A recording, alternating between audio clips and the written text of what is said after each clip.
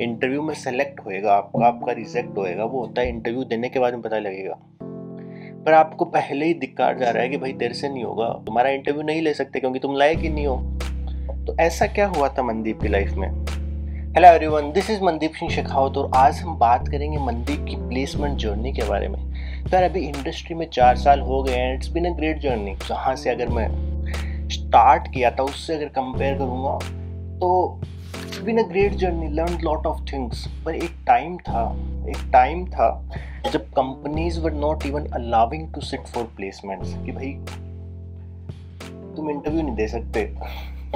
ठीक है, तो वो कौन सी लर्निंग्स थी यार, उस टाइम पे क्या सीखा, क्या मैं आपके साथ शेयर कर सकता हूँ, वो हम डिस्कस करने की कोशिश करेंगे, चर्चा करेंगे उस पर कि भाई ऐसी बातें आप भी ध्यान में रख सकते हो ताकि आपकी रुकावटें ना आए प्लेसमेंट्स के लिए, या फिर आप कोई भी इंटरव्यू की प्रिपरेशन कर रहे हो, प्लेसमेंट इन कैंपस हो गया, ऑफ कैंपस हो गया, कोई भी आपके प्लेसमेंट्स हो रहे हैं तो कौन सी बातें आप ध्यान में रख सकते हो। तो उस पर हम डिटेल में डिस्कशन करेंगे।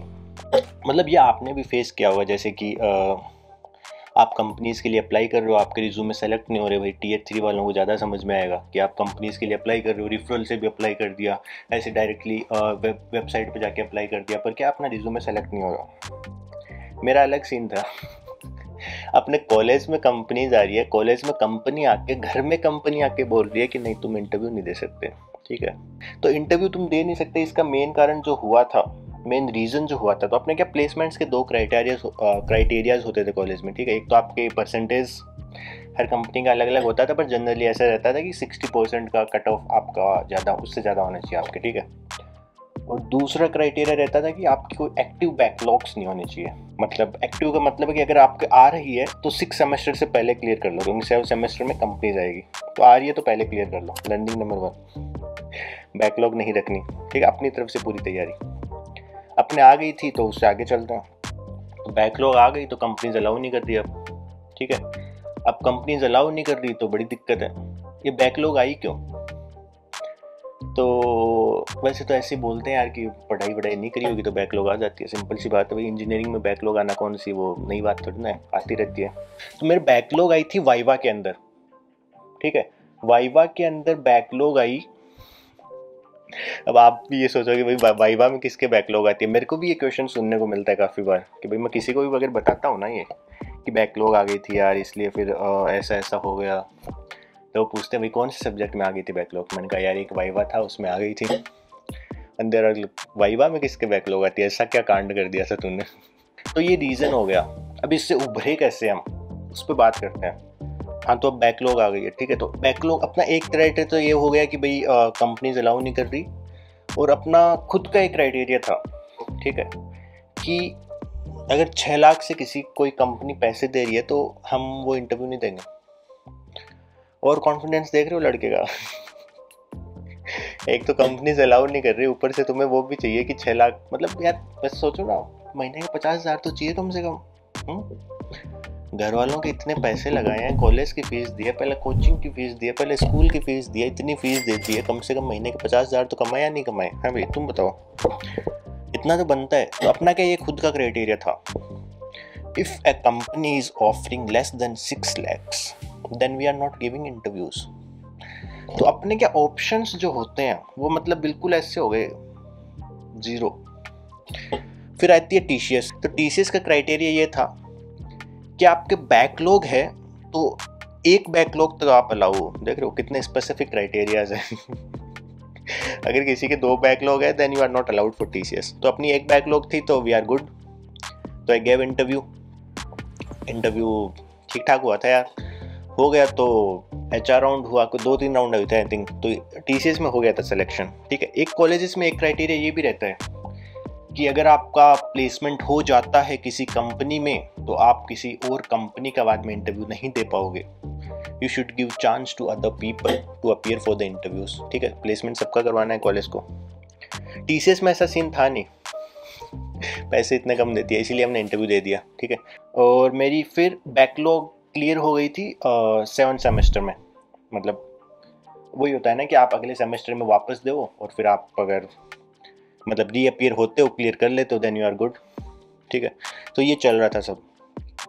तो इस स्ट्रगल के बीच में अगर मैं आपको कुछ एक स्पेसिफिक बात बताऊं, वो ये थी कि यार प्रिपरेशन कंटिन्यू रखी मैंने। कभी ऐसा नहीं हुआ कि डिप्रेशन में जा रहे हैं या फिर नेगेटिव थॉट्स आ रहे हैं। प्रिपरेशन कंटिन्यू रखी, ये मान के रखा कि हो जाएगा। मतलब कभी कभी लगता था भाई क्या चल रहा है, सबके प्लेसमेंट्स हो रहे हैं, दोस्तों के हो रहे हैं। 3 इडियट्स वाली लाइन नहीं देखी आपने? दोस्त क्या फेल हो जाता है तो दुख होता है, दोस्त फर्स्ट आ जाता है तो और ज़्यादा दुख होता है। तो इधर सबकी नौकरी लग रही है, हमें कोई पूछ नहीं रहा, ठीक है, हमें कोई अलाउ ही नहीं कर रहा। तो अगर मैं आपको एक लर्निंग बताऊं तो लाइफ में काफ़ी सारी सिचुएशंस आ सकती है आपके सामने भी, अगर आप स्टूडेंट हो या फिर आप वर्किंग प्रोफेशनल्स भी हो। तो अगर हम कंटिन्यू रखते हैं अपनी स्किल्स को इम्प्रूव करता कि भाई मेरे को अब ये आता है, मेरे को ये इम्प्रूव करना है, या फिर I am lagging in this then I can improve on this, ठीक है। तो अगर आप वो कंसिस्टेंसी मेंटेन रखते हो तो you will get results. Time लग जाता है कई बार, मेरे को लगा था काफ़ी टाइम। दिस इज़ द मतलब मोस्ट कॉमन पॉइंट, बहुत ही बेसिक पॉइंट है और आप सबको पता भी होगा, पर क्या हम अप्लाई नहीं कर पाते इसको, क्योंकि इंसानी दिमाग है ना, सोचता ज़्यादा है। तो क्या सोचना नहीं है, बस कंटिन्यू रखनी है अपनी प्रिपरेशन। ये मैंने रखा। फिर आई थी अमेजोन, ठीक है। तो उस साल अमेजोन एचडी रोल के लिए नहीं आई थी, it came for cloud support associate role, ठीक है। मेरे को ज़्यादा नहीं पता था कि इस रोल में होता क्या है, पर ऐसा था कि अमेजोन है, सैलरी अच्छी मिल रही है, क्लाउड के बारे में कुछ है तो अच्छा ही होगा, ठीक है। तो इट वॉज गुड। सीनियर से बात करी तो सुन के भी अच्छा लगा, तो प्रिपरेशन स्टार्ट कर दी, ठीक है। हमें अराउंड 15-20 दिन पहले पता लगा था कि AWS विजिट करने वाली है फॉर कैंपस प्लेसमेंट्स। कैंपस नहीं था, आई थिंक 4-5 कॉलेजेस का मिला के था। तो हमारा इंटरव्यूज़ वगैरह MIT आलंदी में हुए थे, तो वहीं गए थे, ठीक है। तो प्रिपरेशन में अगर मैं स्पेसिफिकली बात करूँ तो एक कंप्यूटर नेटवर्क्स था, ऑपरेटिंग सिस्टम था, नॉर्मल कोडिंग वगैरह, और आपके बिहेवियरल क्वेश्चंस वगैरह जो रहते हैं, जो आपका हायरिंग मैनेजर राउंड रहते हैं, ठीक है। तो it was good experience. Operating system मेरा पहले से ज़्यादा अच्छा था, तो I didn't have to spend lot of time on that. Computer network थोड़ा ऐसे था ऐसे तो उस पर मैंने फोकस किया, थोड़ा अच्छे से प्रिपेयर किया, and it was all good. Coding तो कर ही रहे थे, तो there was no preparation required there, ठीक है। तो इंटरव्यू दिया, हो गया, अच्छा लगा, प्लेसमेंट हो गया काफ़ी। मतलब बोला था ना मैंने, कंसिस्टेंसी रखोगे तो हो जाएगा, कुछ ना कुछ तो हो ही जाता है। सॉफ्टवेयर इंजीनियर भी बने तो क्लाउड सपोर्ट एसोसिएट तो बन ही गए थे, तो इट वाज ऑल गुड। खुशी थी काफ़ी। अच्छा, मतलब घर वालों को बता दिया लड़के का प्लेसमेंट हो गया है, पैसे कमाएंगे, मज़े करेंगे, आप आराम करो।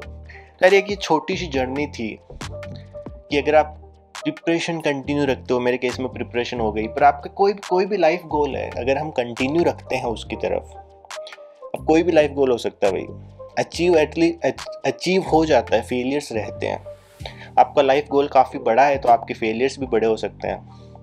अगर आपके लाइफ गोल्स मेरी तरह थोड़े छोटे हैं तो फेलियर्स थोड़े छोटे हो सकते हैं। देखिए बैकलॉग आ गई है ना, सेटबैक्स तो आएंगे ही आएंगे।